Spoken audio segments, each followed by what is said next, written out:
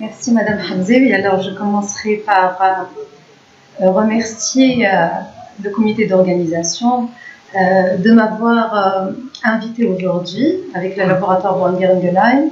Après 2 très longues années d'absence, on n'a pas eu le plaisir de nous voir lors de ces journées de la PAC. C'est avec plaisir et avec honneur que je suis parmi vous aujourd'hui. Alors, comme l'a très bien dit Madame Hamzaoui, je suis là pour vous parler d'une nouveauté thérapeutique au cours d'une pathologie qui est fréquente, assez fréquente, qui est très grave et pour laquelle on était frustré quand on était face à un patient qu'on le diagnostiquait comme ayant cette maladie, on était frustré de lui dire que finalement, on n'avait rien à lui proposer. Pourquoi? Soit parce qu'il y a quelques années, il n'y avait réellement rien à proposer, puisque les médicaments qu'on avait l'habitude de donner ne marchaient pas, et que depuis quelques années, il y a eu certes des médicaments qui commençaient à marcher sur cette pathologie, mais qu'on n'avait malheureusement pas en Tunisie. Et là, je vais vous parler justement d'un nouveau médicament qui va être dédié à cette maladie. Alors, quelle est cette maladie dont je vous parle? C'est la fibrose pulmonaire idiopathique. Alors, 3 éléments sont extrêmement importants à retenir quand on va parler de cette pathologie. Premier élément, c'est que c'est une pathologie extrêmement grave. On va le voir tout à l'heure, sa mortalité va dépasser celle de plusieurs cancers. Deuxième élément très important, c'est que malgré les avancées en matière de compréhension de la physiopathologie de la maladie, des avancées en matière de traitement, le fait qu'il y ait des recommandations qui sont actuellement mises à jour, en fait, on est toujours confronté à des difficultés de prise en charge de ces patients. Prise en charge, un diagnostic, parce que le diagnostic est complexe, il nécessite parfois de recourir à des éléments anatomopathologiques. Et deuxième difficulté, c'est la difficulté thérapeutique, puisque une fois le diagnostic fait, il faudra intégrer le patient dans un processus multiprofessionnel pour justement pouvoir le traiter. Alors, le diagnostic, comme je vous l'ai dit, est complexe et la fibrose pulmonaire idiopathique, c'est une pneumopathie infiltrante diffuse, 1 progressive, 2 chronique et dont le diagnostic, qui va être diagnostiqué généralement vers la soixantaine chez un homme tabagique. Le pattern radiologique anatomopathologique de cette entité clinique, c'est la pneumopathie interstitielle commune. Mais pour pouvoir éliminer le pattern clinique, cette entité clinique de fibrose pulmonaire idiopathique, il faudra cocher certaines cases. Il faudra, bien évidemment, éliminer toute pneumopathie infiltrante diffuse de cause commune, notamment les maladies auto-immunes.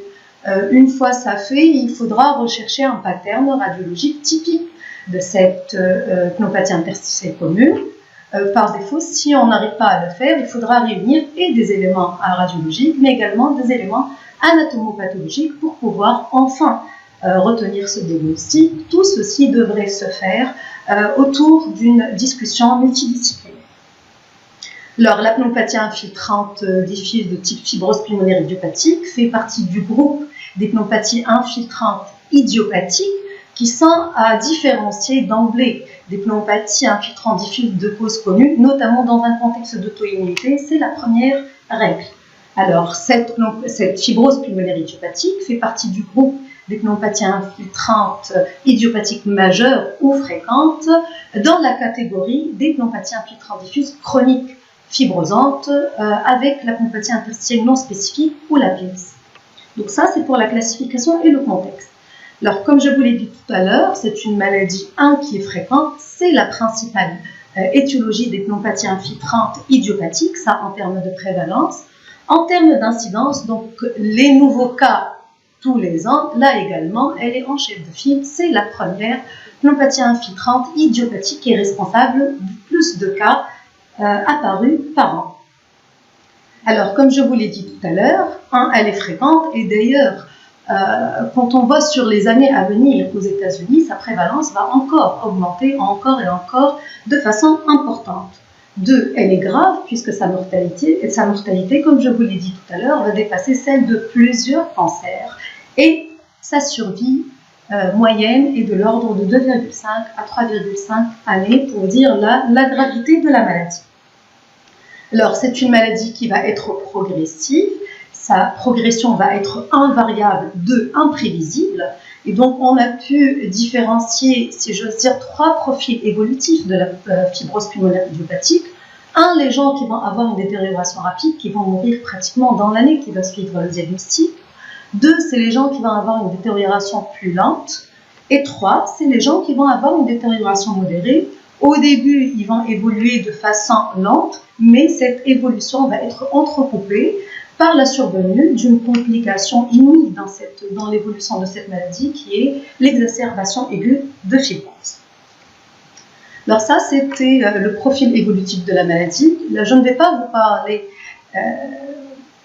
de l'éthiopathogénie complexe de la fibrose pulmonaire idiopathique. Pour ça, il faudrait une session entière. Je vais vous parler rapidement, essayer de faire un survol de cette éthiopathogénie et, si j'ose dire, le primo movens de cette maladie, c'est des anomalies génétiques, des changements transcriptionnels qui vont être à l'origine d'une perte d'intégrité des cellules épithéliales qui d'habitude sont collées les unes aux autres. Cette intégrité entre ces cellules va être perdue et ces cellules vont être beaucoup plus sensibles à des stimuli qu'on ne connaît pas. On ne connaît pas tous les stimuli qui vont être responsables de l'apparition de la fibrose. Ces cellules, ce qu'on sait, c'est que du fait qu'elles n'adhèrent plus les unes aux autres, elles vont être beaucoup plus vulnérables à certains stimuli et ces stimuli vont apparaître et survenir sur des poumons déjà assez récents. Je vous l'ai dit tout à l'heure, la maladie va apparaître à l'âge adulte. C'est des poumons sénescents avec des modifications génétiques, des télomères plus courts. Tous ces éléments réunis vont faire que ces cellules épithéliales vont réagir de façon aberrante pour essayer de colmater la brèche et elles vont être hyperactives, elles vont synthétiser beaucoup de médiateurs et de médiateurs pro-inflammatoires. Ces médiateurs vont être à l'origine de la migration, de la prolifération et de l'activation de fibroblastes et surtout de myofibroblastes qui sont les cellules cibles de la fibrose pulmonaire idiopathique. Et c'est d'ailleurs ce mécanisme qui va être la cible des traitements antifibrosants. Ces myofibroblastes vont constituer des foyers fibroblastiques. Eux aussi vont encore stimuler ces cellules épithéliales qui vont encore synthétiser encore plus de médiateurs. Tout ceci, à la longue, va aboutir à une accumulation de la matrice conjonctive avec une destruction irréversible de la membrane basale et l'installation de la fibrose pulmonaire. Alors, cette maladie, il y a eu plusieurs, je vous l'ai dit, des mises au point, des recommandations qui sont mises à jour de façon assez fréquente et la classification de cette maladie a évolué également au cours du temps. Alors, cette classification va être basée essentiellement sur des critères scanographiques. Je vous montre là les critères scanographiques retenus pour caractériser la fibrose pulmonaire idiopathique, ceux de 2011. 3 groupes, la pique certaine, possible et les alternatives thérapeutiques. La nouveauté en 2018, c'est que le groupe des pics possibles a été divisé en 2 groupes, les pics probables et les pics indéterminés. Alors, avec des critères diagnostiques pour chaque catégorie, bien évidemment, moins il y a de critères qui nous permettent de retenir la pique, moins la probabilité de cette entité, moins cette entité est probable. Alors, première catégorie, la pique certaine, là on a toutes les lésions élémentaires, le rayon de miel, les dilatations de branches par traction, les réticulations et le gradient apicodorsal. Donc devant un aspect pareil, il ne faut pas faire de biopsie chirurgicale, on peut retenir le pattern radiologique de pique certaine. Bien évidemment, cette présentation radiologique, ce pattern radiologique, bien évidemment, ne préjuge pas de l'origine idiopathique ou secondaire de la fibrose. Ce pattern peut très bien se voir, par exemple, au cours de la polyarthrite rhumatoïde. Deuxième pattern, c'est la pique probable. Là, on perd le rayon de miel. Il y a les autres anomalies qui restent. La pique indéterminée, c'est finalement une fibrose débutante. Il y a juste des réticulations, une distorsion, pas d'orientation particulière.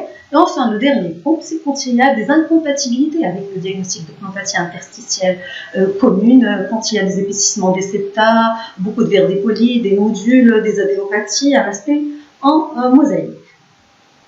Donc voilà, une fois qu'un patient donné, une fois qu'on confirme qu'il a un syndrome interstitiel sur la radio, une fois qu'on a le pattern, soit pique certaine, probable, indéterminé au diagnostic alternatif, la première chose à faire, c'est de rechercher est-ce qu'il n'y a pas une cause identifiée de cette PID, parce que sa démarche va après modifier complètement le traitement et l'évolution de la maladie. Comment rechercher s'il y a une étiologie par la clinique, y a-t-il une exposition professionnelle, une exposition domestique, le patient prend-il un médicament qui peut être à l'origine d'une pneumopathie infiltrante diffuse. Donc, l'orientation clinique, 2, l'orientation biologique, le bilan immunologique. C'est vrai que dans les recommandations françaises, les ANCA font partie justement du bilan immunologique à demander de façon systématique. C'est vrai que quand on lit le texte en entier, ce n'est pas écrit noir sur blanc. C'est écrit dans les résumés, les petites cases. Je ne sais pas pourquoi, mais ce qu'il faut faire, c'est les anticorps antinucléaires, facteurs inactifs, anti-CCP et les ANCA. Pour ATS-ERS, il y a écrit également sur le texte que les panélistes de l'ATS-ERS recommanderaient également la réalisation du dossinusitis, chose qui n'existe pas sur les recommandations françaises. Donc voilà, orientation clinique, cliniquement éliminer qu'il y ait une cause secondaire, faire un bilan biologique, un bilan immunologique à minima, et présenter le cas en réunion, en discussion multidisciplinaire. Alors, là également, les choses sont claires, les recommandations sont claires, l'impact de ces réunions n'est plus à prouver. Ça permet de redresser certains diagnostics. C'est des réunions qui sont faites soit en ligne ou en présentiel. C'est possible de les faire en ligne également, soit de façon hebdomadaire ou de façon mensuelle, au moins 3 spécialistes, le pneumologue, le radiologue et l'anatomopathologiste. Alors, à la fin de cette discussion multidisciplinaire, on va choisir soit qu'on va confirmer une pique certaine d'origine idiopathique et donc retenir l'entité clinique de fibrose pulmonaire idiopathique, soit qu'on va indiquer une biopsie pulmonaire. Là également, il y a des recommandations, quand est-ce qu'il faut la faire, quand est-ce qu'il ne faut pas la faire. Il ne faut pas la faire quand il y a une fibrose pulmonaire idiopathique ou une pique certaine avec un terrain d'auto-immunité. Donc il ne faut pas la faire quand il y a une étiologie retrouvée à cette fibrose. Donc ça, c'est les recommandations françaises également. Quand on décide de la faire, il faut poser le pour et le contre, les comorbidités, la sévérité du trouble ventilatoire restrictif pour décider de la faire ou pas, soit de façon chirurgicale, les cryobiopsies, leur place reste encore à démontrer. Si on décide de la faire, là également, pourquoi le diagnostic complexe? Parce que finalement, il y a beaucoup trop de variables cliniques, de variables radiologiques, de variables anatomopathologiques. Et là également, quand on fait les biopsies, il y a 4 groupes de patients, toujours piques certaines, probables, indéterminées ou neutres alternatives diagnostiques. Et là, c'est pour résumer, justement, quand on a des patterns radiologiques et des patterns anatomopathologiques, on peut, en les réunissant, retenir ou non une fibrose pulmonaire idiopathique. Donc c'est toute la complexité, c'est la chose avec laquelle j'ai commencé la présentation, la complexité déjà de la prise en charge diagnostique de cette maladie. Donc on a survolé la pathologie assez rapidement. Maintenant, on va s'intéresser à un cas réel. Un patient qui a 65 ans, il est tunisien, il est cadre dans une société, il est à la retraite, un tabac sevré et il se plaint depuis quelques années d'une dyspnée d'effort, d'aggravation progressive associée à une toux sèche chronique. Alors à l'interrogatoire, on ne retrouve pas de symptomatologie extra-respiratoire, il n'a pas d'exposition particulière, ni à domicile, ni quand il travaillait, il ne prend pas de médicaments en particulier. Lors de l'examen, sa saturation est à 95%, il a une obésité, il a un hypocratisme digital et des râles crépitants dilatés. Son scanner thoracique, qu'est-ce qu'il a montré? Il avait montré lors des lésions en rayon de miel, des bronchites d'hypertraction, des réticulations avec un gradient apicodorsal.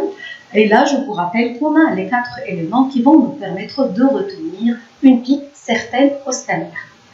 Maintenant, encore faut-il être sûr qu'il n'y a pas une étiologie responsable de cette pique certaine. Faut-il évaluer le retentissement respiratoire de cette pneumopathie infiltrante diffuse chronique. Et il a une restriction sévère avec une CPT qui est inférieure à 60%.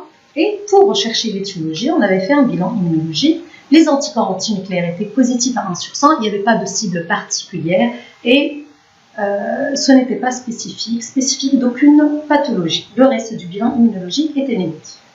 Alors chez ce patient, si on résume la situation, c'est une pneumopathie infiltrante diffuse, fibrosante, sans exposition particulière, avec un pattern radiologique de pique certaine et une restriction sévère à la plétismographie. Alors, je vous rappelle ce qu'il faut faire pour obtenir le diagnostic de fibrose pulmonaire idiopathique. 1. Exclure les autres causes, on l'a fait sur le plan clinique, biologique. 2. Identifier le pattern radiologique. Et là, on efface un pattern radiologique de pic certaine, ce qui va nous permettre de retenir chez ce patient l'entité clinique de fibrose pulmonaire idiopathique. Alors, la question qu'on pourrait se poser chez ce patient tunisien, c'est que quel traitement allons-nous lui proposer? Qu'est-ce qu'on pourrait proposer à ce patient? Il y a peut-être un peu plus qu'un mois, finalement, on ne pouvait rien lui proposer. Une surveillance, un traitement des exacerbations quand elles étaient là, mais on n'avait pas grand-chose à lui proposer.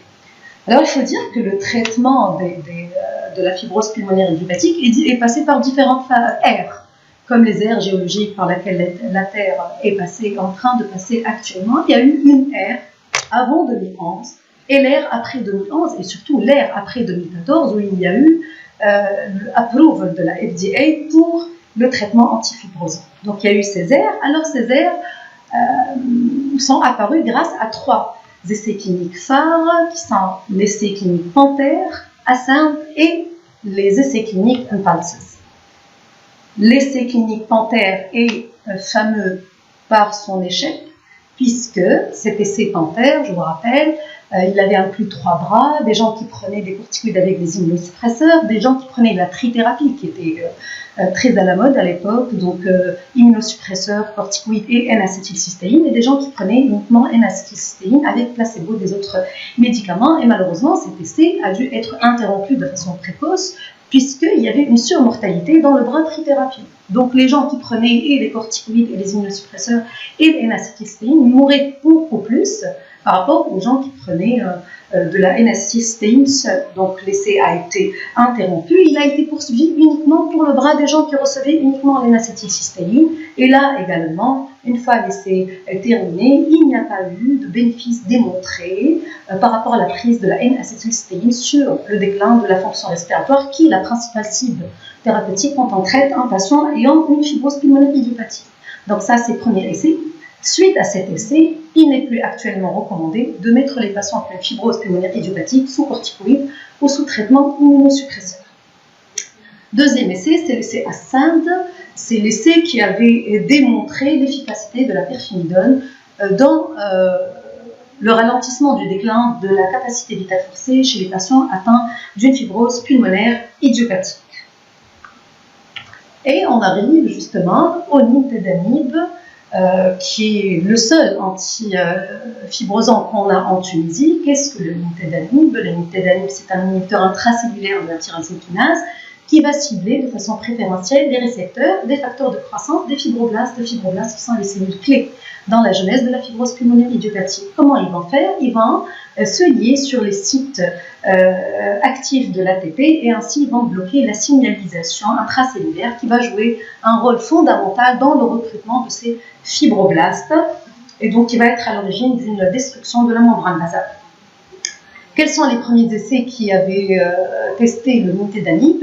Là, c'est l'essai TOMORROW, c'est un essai de phase 2. Donc, c'est un essai dont le but était, 1, d'évaluer la tolérance de ce médicament et 2, d'évaluer la dose qui était minimale, efficace pour avoir un effet. Donc, c'est une étude de phase 2. Bien évidemment, toujours comme objectif primaire, le déclin de capacité vitale forcée. Et là, le nintedanib avait tenu ses promesses puisqu'il avait démontré qu'à la dose de 150 mg x 2 par jour, c'est la dose qui a été retenue, il y avait un ralentissement significatif du déclin du VMS avec une réduction également significative et importante du risque d'exacerbation aiguë.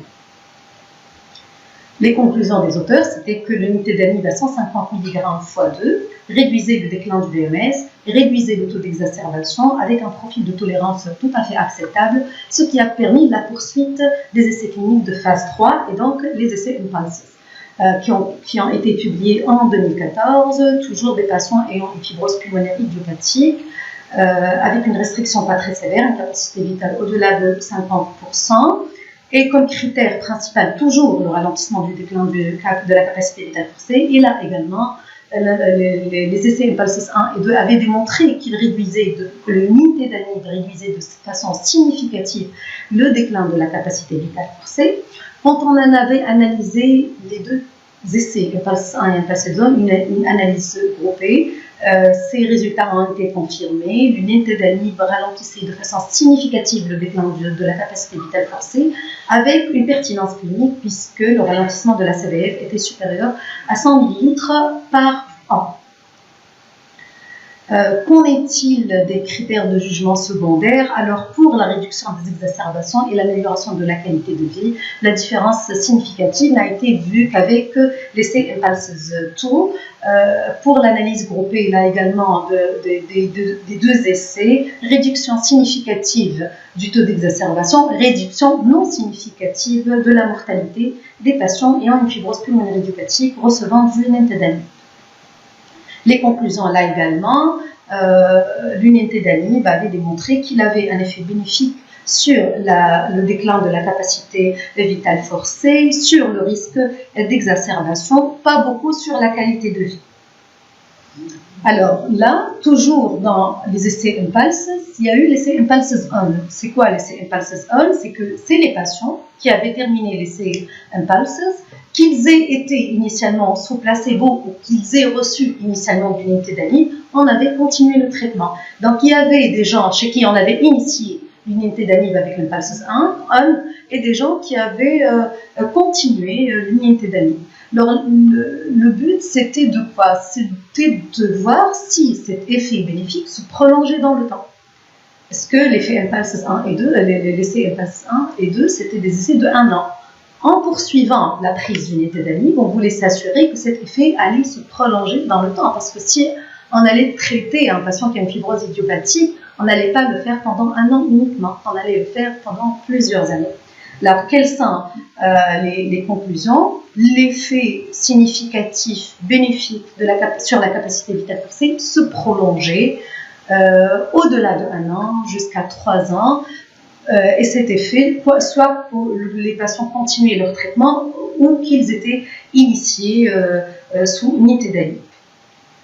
Voilà, donc ce qu'on avait conclu par la PALS 1, c'est que cet effet bénéfique retrouvé au bout d'1 an se prolongeait. Quand on prolongeait le traitement, c'est que ça suggérait que le traitement allait être efficace au-delà des 3 ans de l'essai. Il n'y a pas eu, en poursuivant le traitement, d'une augmentation significative des effets secondaires, donc un profil de tolérance qui était acceptable, même quand on prolongeait le traitement.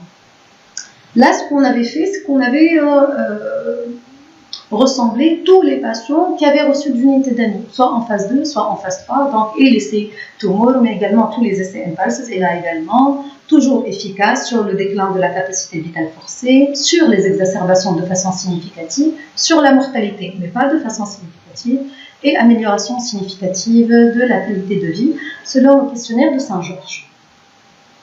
Là, sur les exacerbations, une analyse post-hoc un peu plus récente, en 2019, on avait suivi ces patients. Alors, ce qu'on avait trouvé sur cet essai, c'est que plus on faisait d'exacerbations sévères, plus on avait de risque de mourir de sa fibrose pulmonaire idiopathique. La survenue d'une exacerbation aiguë est un facteur pronostic indéniable de mortalité par la fibrose pulmonaire idiopathique. Même quand cette exacerbation n'est pas sévère. On mourrait plus quand on faisait une exacerbation, et là c'est le profil évolutif dont je vous ai parlé tout à l'heure. C'est les gens qui ont un déclin modéré de leur fonction respiratoire. Alors, en post-hoc, l'effet également se prolongeait avec toujours une amélioration significative des exacerbations et une amélioration également de la mortalité. Donc ça, c'était l'efficacité. Qu'en est-il des effets secondaires? Alors certes, les effets secondaires sont fréquents. Près d'un patient sur 2 allait faire un effet secondaire sous nintédanib. C'est des effets secondaires essentiellement d'origine digestive. C'est des diarrhées, des nausées. C'est également, bon, il y a eu beaucoup d'effets secondaires, mais quand on allait voir la sévérité de ces effets secondaires, c'est que très peu d'effets secondaires sévères, très peu d'effets secondaires relatés comme étant des serious adverse events, donc des SAE, et très peu de patients, 5% uniquement des patients, avaient arrêté de façon définitive leur traitement suite à un effet secondaire. Il y a eu également des cytolyses, alors une augmentation des enzymes hépatiques, qui étaient cliniquement significatives, mais qui étaient toutes réversibles à l'arrêt, à la réduction ou à l'arrêt du médicament.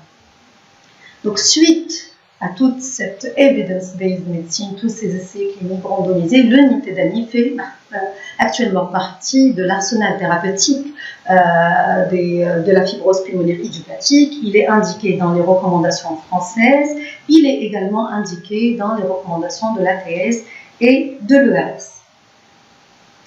Revenons maintenant à notre patient, M. Pic.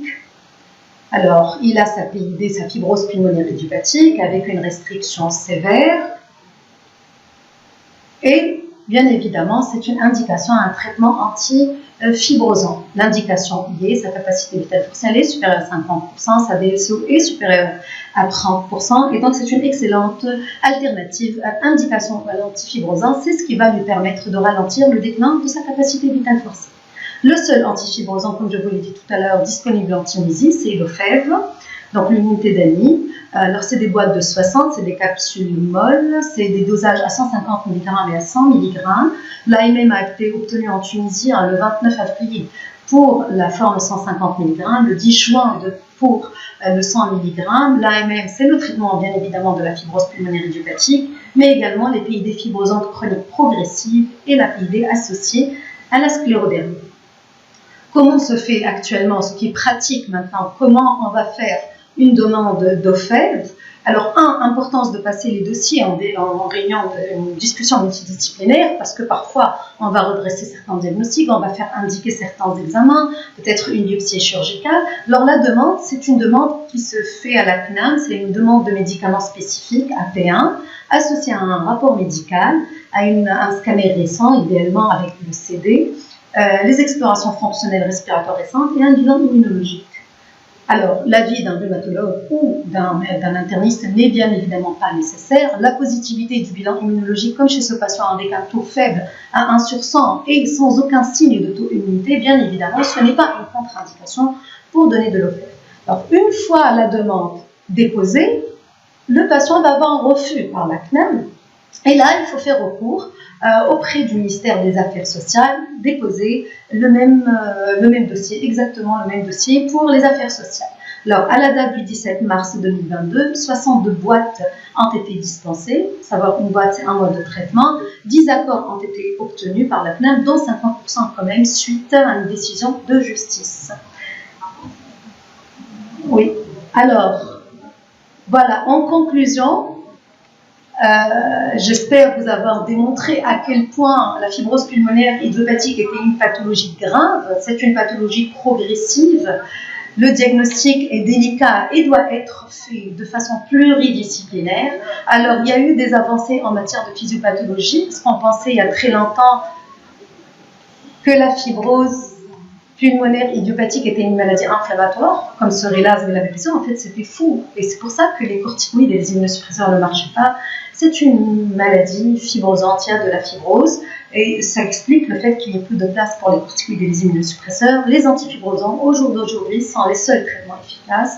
On a la chance d'avoir enfin un antifibrosant en Tunisie, l'OFEV, dont l'efficacité a été prouvée, dont la tolérance est tout à fait acceptable, et qu'il faut savoir l'indiquer au bon moment avant que les choses ne s'aggravent, parce que quand la maladie s'installe, quand la restriction est très sévère, quand la CVF est très basse, les effets sont moins bons. Voilà, je vous remercie.